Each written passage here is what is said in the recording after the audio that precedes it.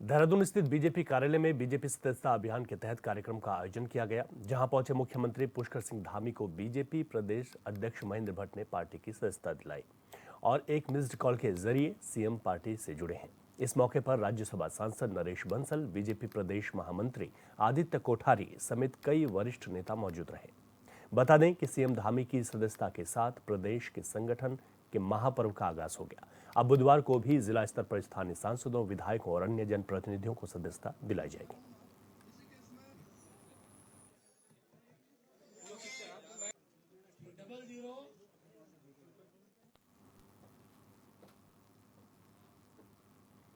मुख्यमंत्री पुष्कर सिंह धामी ने सोमवार को मुख्यमंत्री कैंप कार्यालय में कस्तूरबा गांधी बालिका विद्यालय टनकपुर की छात्राओं से मुलाकात की। मुलाकात के दौरान मुख्यमंत्री ने उत्तराखंड के उभरते क्रिकेट खिलाड़ी आदित्य रावत, जो ऑस्ट्रेलिया में होने वाले अंडर 19 क्रिकेट टूर्नामेंट में भारतीय टीम से खेलेंगे, उनका भी सम्मान किया। छात्राओं से बातचीत के दौरान मुख्यमंत्री ने उन्हें मन लगाकर अपनी पढ़ाई पर ध्यान देने और साथ ही देश का नाम रोशन करने की सीख दी। उन्होंने कहा कि सभी बच्चे हमारे देश और प्रदेश का भविष्य है।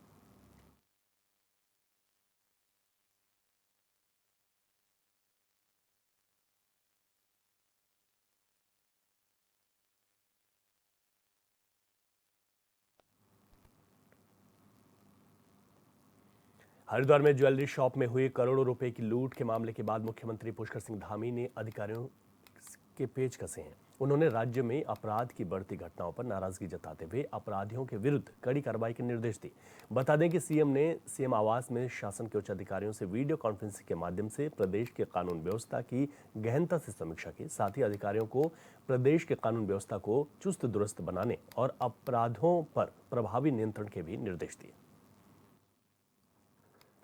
तो मुख्यमंत्री ने नाराजगी भी जताई और उन्होंने हरिद्वार में ज्वेलरी शॉप में हुई लूट समेत अन्य अपराधों पर कड़ी नाराजगी जताई पेशकश से अधिकारियों को। उन्होंने कहा कि ऐसी आपराधिक जो घटनाएं बढ़ रही हैं, उसको लेकर चिंता भी उन्होंने जताई है। हरिद्वार में हुई लूट पर सीएम ने नाराजगी जताई।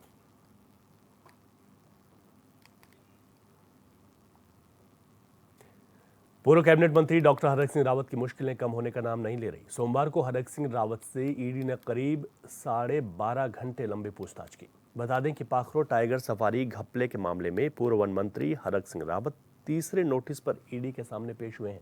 वहीं पूछताछ के बाद हरक सिंह रावत ने वीडियो जारी कर कहा कि जो भी आरोप उनके ऊपर लगे हैं, उन्होंने ईडी के सामने दस्तावेजों के साथ जवाब दिया है।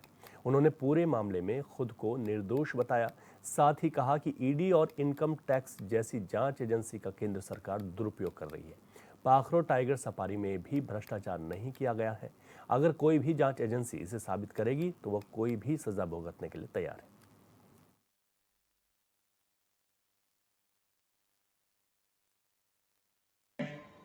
लोकसभा चुनाव से पहले मुझे जब ईडी ने 7 फरवरी को हमारे घर पे छापा डाला था, तो मुझे 29 तारीख को बुलाया था। मैंने 2 महीने का समय लिया था, तो ईडी ने 4 मार्च को फिर बुलाया था। उसके बाद फिर 1 अप्रैल को बुलाया था, लेकिन फिर उन्होंने अपराध कारणों से रिजेक्ट कर दिया था कि भाई हम अभी नहीं बुला सकते आपको। और जैसी लोकसभा चुनाव की घोषणा हो गई, पार्लियामेंट के कांग्रेस के कैंडिडेट डिक्लेयर हो गए, तो तब से ईडी हमें नहीं बुला रही थी। अभी जिस तरह हमने ईडी के खिलाफ पूरे देश में कांग्रेस ने धरने प्रदर्शन किए, जिस दिन ईडी का 22 तारीख को घेराव का कार्यक्रम था, उसमें जिस तरह मेरे द्वारा बढ़ चढ़ के ईडी का घेराव किया गया, वहां ईडी के मुख्यालय के बाहर धरने पर भाषण दिया गया। अल्मोड़ा के विकासखंड सल्ट के तहसील मुख्यालय में एसडीएम संजय कुमार ने 5 सितंबर को होने वाले शहीद दिवस कार्यक्रम की तैयारियों को लेकर बैठक की है। बैठक में राजस्व विभाग समेत क्षेत्र प्रतिनिधि और राजनीतिक दलों के पदाधिकारी मौजूद रहे। इस दौरान एसडीएम ने सभी विभागों के अधिकारियों को शहीद स्थल में साफ सफाई, बिजली व्यवस्था, स्वास्थ्य व्यवस्था जैसी सभी व्यवस्थाओं को सुनिश्चित करने के निर्देश दिए हैं। बता दें कि शहीद स्थल पर पुताई का कार्य भी शुरू हो गया है। वो भी लगा रहे हैं। सल्ट में जो है शहीद दिवस होता है प्रति वर्ष 5 सितंबर को, तो यहाँ पे हम लोगों ने आज सभी डिपार्टमेंट्स के साथ इसके समन्वय बैठक करी है, जिसमें जो है सुरक्षा एवं शांति व्यवस्था, पेयजल, विद्युत आपूर्ति एवं शहीद स्थल की साफ सफाई के संबंध में और पीडब्ल्यूडी को सड़क की साफ सफाई के संबंध में निर्देशित भी किया है। एवं जो हमारे शहीद स्थल है वहाँ पे हम लोगों ने जो है अभी जो मूर्तियाँ हैं उनकी रंगाई पुताई और उसके संबंध में भी, और वहाँ पे सभी व्यवस्थाएं 5 सितंबर के अनुरूप जो है तैयारी करने हेतु हम लोगों ने निर्देशित किया है सभी डिपार्टमेंट्स को। मैं आपको यह जानकारी देना चाहता हूँ कि प्रतिवर्ष 5 सितंबर को सल्ट के आंदोलनकारी शहीदों को श्रद्धांजलि देने के लिए खुमाड़ में यह श्रद्धांजलि स्वरूप एक मेले का आयोजन किया जाता है और सभी उन महान भावों को जिन्होंने देश की आज़ादी के लिए कुर्बानी की है, उसको उन सभी महान भावों को, उन सभी दिवंगत आत्माओं को श्रद्धांजलि स्वरूप विभागीय अधिकारी, जनप्रतिनिधि, क्षेत्र की जनता, माताएं, बहनें सभी वहाँ पर एकत्रित होकर उनको श्रद्धांजलि स्वरूप पुष्प अर्पित करते हैं।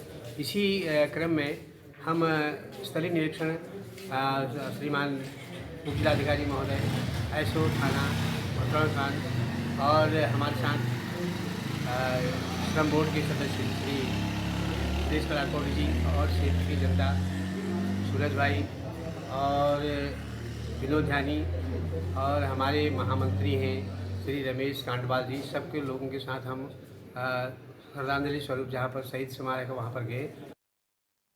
चंपावत के लोहाघाट ब्लॉक के नेपाल सीमा से लगे जिंडी, सुनकुरी, सुल्ला समेत अन्य गांव में 8 दिवसीय गौरा महोत्सव का समापन हुआ है। इस मौके पर क्षेत्र के लोगों ने मां गौरा को नम आंखों से उनके ससुराल कैलाश की ओर विदा किया। क्षेत्र के प्रसिद्ध पंडित मदन कॉलोनी ने बताया कि मान्यता के अनुसार मां गौरा के अपने मायके आने की खुशी में सीमांत क्षेत्र में बड़े धूमधाम और हर्षोल्लास के साथ गौरा महोत्सव मनाया जाता है, जिसमें शामिल होने के लिए बड़ी संख्या में प्रवासी लोग भी अपने गांव पहुंचते हैं।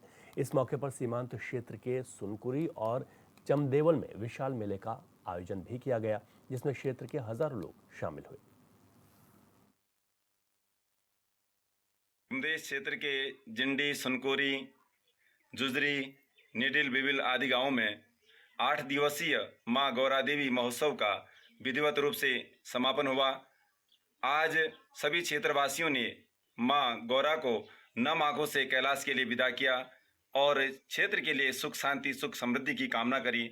मेले में महाभारत कालीन गाथा का गायन किया जाता है और मेले का मुख्य उद्देश्य नशा मुक्ति, स्वच्छता रहता है और सभी क्षेत्रवासियों ने मेले में बढ़ चढ़कर प्रतिभाग किया और मेले में सभी जनप्रतिनिधियों का जो अभूतपूर्व सहयोग रहा उसके लिए मैं सभी जनप्रतिनिधियों का, क्षेत्रवासियों का बहुत बहुत धन्यवाद देता हूं और आभार व्यक्त करता हूं। लक्सर के पचेवाली गांव में 26 अगस्त को लुटेरों ने फाइनेंस कर्मचारी से बाइक लूट की घटना को अंजाम दिया था, जिसमें पुलिस ने 2 लुटेरों को गिरफ्तार कर कामयाबी हासिल की है। पुलिस ने उनकी निशानदेही पर लूटी गई बाइक भी बरामद कर ली।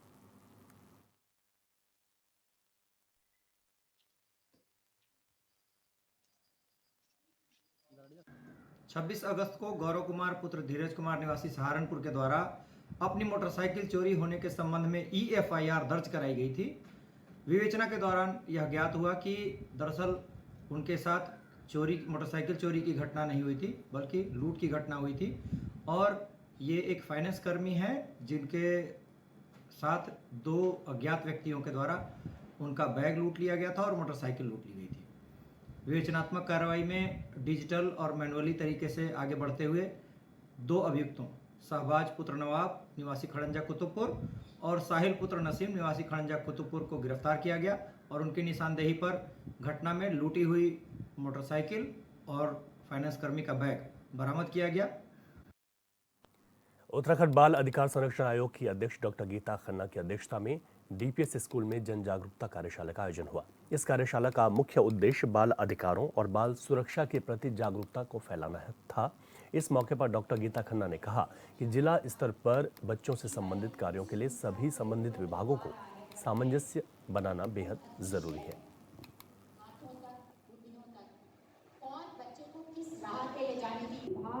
Commission for protection of child rights एक स्टेट बॉडी है ना, हम राजकीय स्तर पे हैं और जिला स्तर पे काम होना है। बच्चों का जो भी विभाग है वो तो जिला स्तरीय कार्य होते हैं। तो हम लोग की कोशिश रहती है कि हम हर जिले में जाएं और जितने भी मेरे संबंधित विभाग हैं, जैसे पुलिस है, शिक्षा है, समाज कल्याण है, हेल्थ है, इन सब विभागों के साथ, लेबर है, तो इनके साथ हम एक बैठक करते हैं और समझने की कोशिश करते हैं कि उनके क्या चैलेंजेस हैं या वो क्या काम कर रहे हैं, कैसे जो समस्याएं हैं उसका समाधान स्टेट कमीशन करा सकती है, या उनके कार्यशैली को हम कैसे बेहतर कर सकते हैं, आपस में उनका सामंजस्य। हरिद्वार के ज्वालापुर थाना क्षेत्र में बदमाशों का आतंक थमने का नाम नहीं ले रहा है। बदमाशों ने एक बार फिर लूट की वारदात को अंजाम दिया, जहां मॉर्निंग वॉक पर निकली एक महिला के गले से बाइक सवार बदमाशों ने चैन झपट ली। घटना के दौरान बदमाशों ने फायरिंग भी की, जिससे इलाके में हड़कंप है। मौके पर पहुंची पुलिस ने मामले की जांच शुरू कर दी है।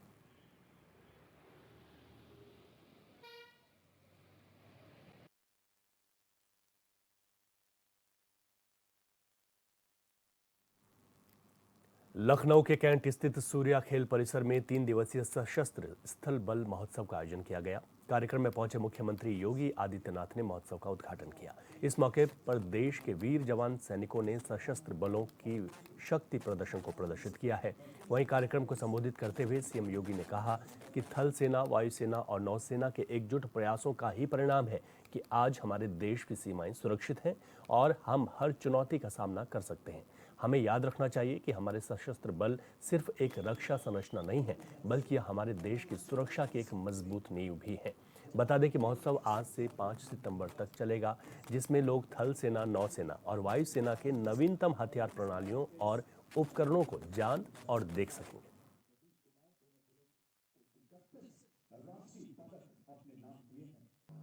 पैरा कमांडो का शौर्य, पूर्ण कार्रवाई, सेना के प्रशिक्षित श्वान दस्ते का अद्वितीय प्रदर्शन और घुड़सवार दल का भी उत्कृष्ट ट्रेनिंग हम लोगों ने जहां यहां देखा है, वहीं आधुनिकतम कॉम्बैट ड्रोन और स्वाम ड्रोन की ताकत, यह आज हमारी सेना को दुनिया की एक पेशेवर दक्षता का प्रतीक बनाती है। इस कार्यक्रम में तीनों सेनाओं द्वारा ज्वाइंटमैनशिप और इंटीग्रेशन के माध्यम से जो बेहतरीन तालमेल का समन्वय प्रस्तुत किया गया है, वह हमारी सैन्य बलों की बढ़ती हुई सैन्य ताकत के साथ ही राष्ट्रीय सुरक्षा ढांचे के प्रति 140 करोड़ भारतवासी को आश्वस्त भी करती है। थल सेना, वायुसेना और नौसेना के एकजुट होकर कार्य करने का यह परिणाम है कि आज हमारे देश की सीमाएं सुरक्षित हैं और हम हर चुनौती का मुकाबला कर सकते हैं। हमें याद रखना चाहिए कि हमारे सशस्त्र बल केवल एक रक्षा ढांचा मात्र नहीं, बल्कि यह हमारी राष्ट्र की सुरक्षा की एक मजबूत नींव भी है। हमारे वीर जवान अपने जान की परवाह किए बगैर देश की सेवा में तत्पर रहते हैं। वे इसीलिए राष्ट्र नायक के रूप में आम जनमानस के मन में सम्मान प्राप्त करते हैं। हमें गर्व है कि हमारे पास ऐसे सक्षम और समर्पित सेना है जो देश की सुरक्षा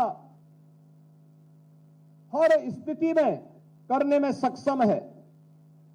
भारत के बहादुर सैनिकों की सजगता का ही परिणाम है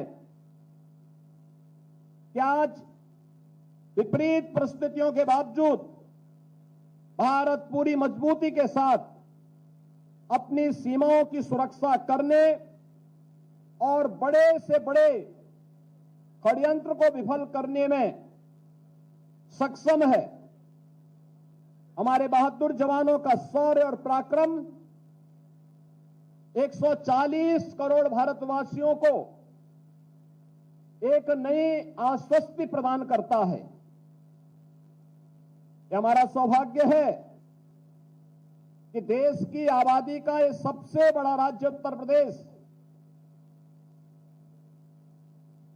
25 करोड़ की आबादी हमारे देश की इस राज्य में निवास करती है और यह वीरों की भूमि है। देश की सुरक्षा के लिए हर युद्ध में हमारे नौजवानों ने महत्वपूर्ण योगदान दिया है। अनेक वीरों ने अपने शौर्य और पराक्रम से देश और प्रदेश का गौरव बढ़ाया है। प्रदेश सरकार सेवारत सैनिकों, सेवानिवृत्त सैनिकों और वीर नारियों के कल्याण के लिए पूरी प्रतिबद्धता के साथ कार्य कर रही है।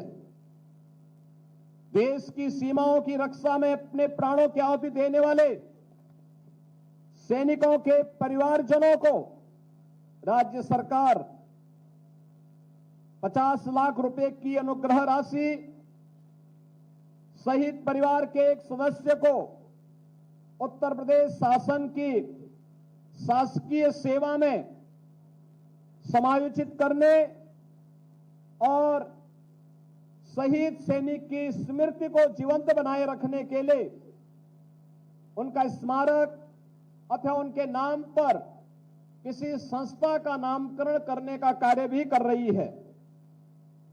हम सब जान रहे हैं कि गत 10 वर्ष के अंदर आदरणीय प्रधानमंत्री श्री नरेंद्र मोदी जी के नेतृत्व में भारत रक्षा उत्पादन के क्षेत्र में आत्मनिर्भरता के लक्ष्य को प्राप्त करने के लिए तेजी के साथ आगे बढ़ा है। फरवरी 2018 में लखनऊ में आयोजित इन्वेस्टर समिट में आदरणीय प्रधानमंत्री जी ने देश के अंदर 2 डिफेंस मैन्युफैक्चरिंग कॉरिडोर की घोषणा की थी। उसमें से एक उत्तर प्रदेश में 6 नोड पर स्थापित हो रहा है। प्रदेश सरकार ने इन 6 के 6 नोड पर रक्षा मंत्रालय के साथ बेहतरीन तालमेल स्थापित करते हुए कार्य को आगे बढ़ाया है। गाजीपुर के हरिहरपुर गांव के ग्रामीण आज भी पीएम आवास योजना के लाभ से वंचित हैं। गांव में योजना के तहत एक भी पक्का मकान नहीं है। ग्रामीण कच्चे घरों और झोपड़ियों में रहने को मजबूर हैं। बताया जा रहा है कि पिछले 15 सालों से इस गांव में आवास संबंधित सरकार की किसी भी योजना का लाभ एक भी ग्रामीण को नहीं मिल पाया। पीएम आवास योजना के तहत लोगों को पक्का मकान उपलब्ध कराने के सरकारी दावे ग्रामीणों के लिए महज सपने की तरह हैं। वहीं बारिश के मौसम में ग्रामीणों की मुश्किलें और बढ़ जाती हैं जब घरों में बारिश का पानी जमा हो जाता है।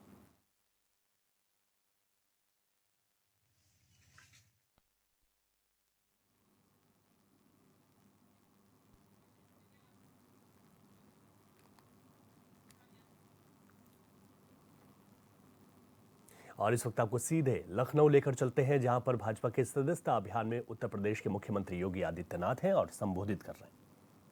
सरकार में मंत्रिमंडल के मेरे वरिष्ठ सहयोगी उप मुख्यमंत्री द्वय श्री केशव प्रसाद मौर्य जी, श्री ब्रजेश पाठक जी, प्रदेश संगठन के महामंत्री माननीय श्री धर्मपाल जी, पूर्व उप मुख्यमंत्री और राज्यसभा के माननीय सांसद डॉक्टर दिनेश शर्मा जी,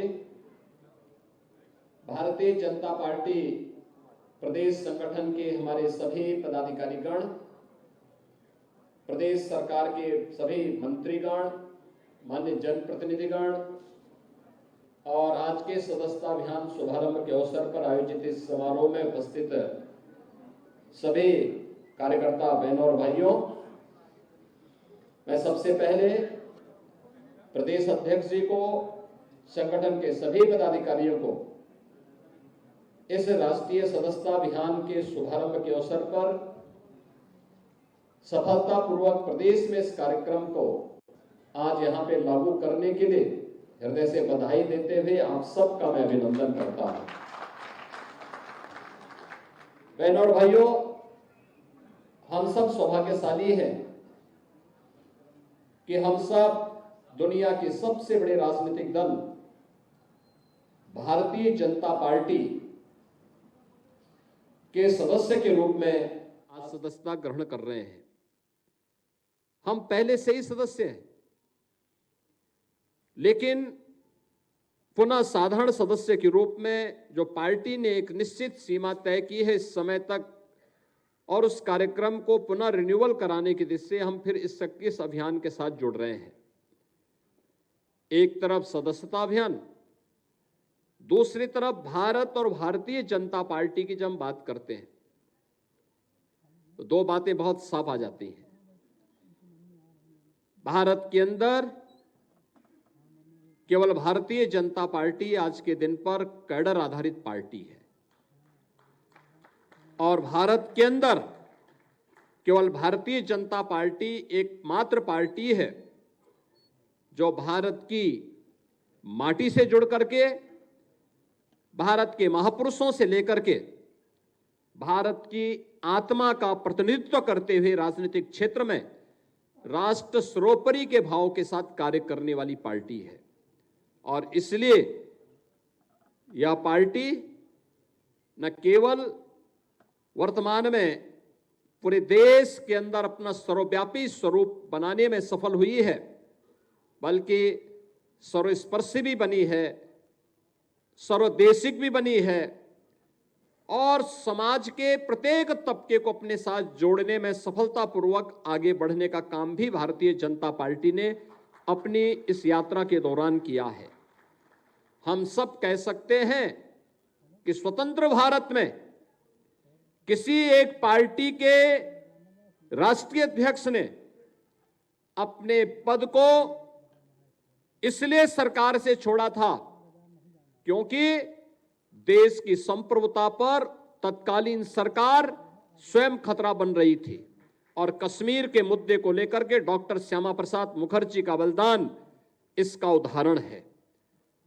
भारतीय जनता पार्टी का एक एक कार्यकर्ता कह सकता है कि दल से बढ़कर के देश, या 1977 में जब लोकतंत्र का गला घोंटने का काम कांग्रेस ने किया था, तब भारतीय जनसंघ का विसर्जन करते हुए जनता पार्टी के रूप में देश के अंदर विपक्षी दलों का जो गठबंधन बना था, तब हमारे नेतृत्व ने देश के लोकतंत्र को सर्वोपरि मानते हुए उस समय इस कार्यक्रम को आगे बढ़ाया था। और जब भारतीय जनता पार्टी ने प्रधानमंत्री मोदी जी के मार्गदर्शन में और राष्ट्रीय अध्यक्ष माननीय श्री जगत प्रकाश नड्डा जी के नेतृत्व में इस सदी की सबसे बड़ी महामारी कोरोना महामारी के दौरान 140 करोड़ भारतीयों की रक्षा करने के लिए, उनकी जान को बचाने के लिए अपनी जान की परवाह के बगैर सेवाई संगठन है, इस राष्ट्रव्यापी अभियान का शुभारंभ भी भारतीय जनता पार्टी एकमात्र दल है जिसने करके दिखाया है। आपने देखा होगा भारतीय जनता पार्टी के प्रति एक स्वतः स्फूर्त भाव के साथ लोगों के मन में एक श्रद्धा और सम्मान का भाव जागरूक होता है। आप जाइए देश के अंदर, उत्तर से लेकर दक्षिण तक, पूरब से पश्चिम तक, वास्तव में भारत की माटी से प्यार करने वाला हर व्यक्ति और भारतीय जनता पार्टी के साथ जुड़ना चाहता है। लेकिन जब हम लोग उस तक नहीं पहुंचते तो उसके मन में एक पीड़ा होती है। तब वह उन संकीर्णताओं के दायरे में आता है जो जाति के नाम पर, क्षेत्र के नाम पर, भाषा के नाम पर, तमाम उन संकीर्णताओं के आधार पर भारत के सामाजिक ताने बाने को छिन्न भिन्न करके भारत की एकता और अखंडता को ही चुनौती देने की मुद्रा में खड़े होते हैं। और उन स्थितियों में हम सबको चाहिए कि हमने टेक्नोलॉजी का उपयोग किया, जो प्रधानमंत्री जी ने भी कहा, 18 करोड़ सदस्यों वाली दुनिया के सबसे बड़े दल के रूप में देश की सबसे बड़ी आबादी के इस राज्य में सबसे अधिक साधारण और सक्रिय सदस्य बनाने के इस टारगेट को भी आप सबको पूरा करना है। हम सब इस कार्यक्रम के साथ लगेंगे। इस विश्वास के साथ आज यह कार्यक्रम प्रदेश अध्यक्ष जी ने यहां शुभारंभ किया है। हमारा गौरव होगा, हमारे लिए गर्व की बात होगी कि हम सबको इस कार्यक्रम के साथ जुड़ने का अवसर प्राप्त होगा। मेरी अपील होगी आप सबसे, हम जरूर जाएं। जो लोग आपकी प्रतीक्षा कर रहे हैं और आपको उनके साथ जाना है, लक्ष्य एक ही होना चाहिए कि राम काज कीनो बिन मोहि कहां विश्राम।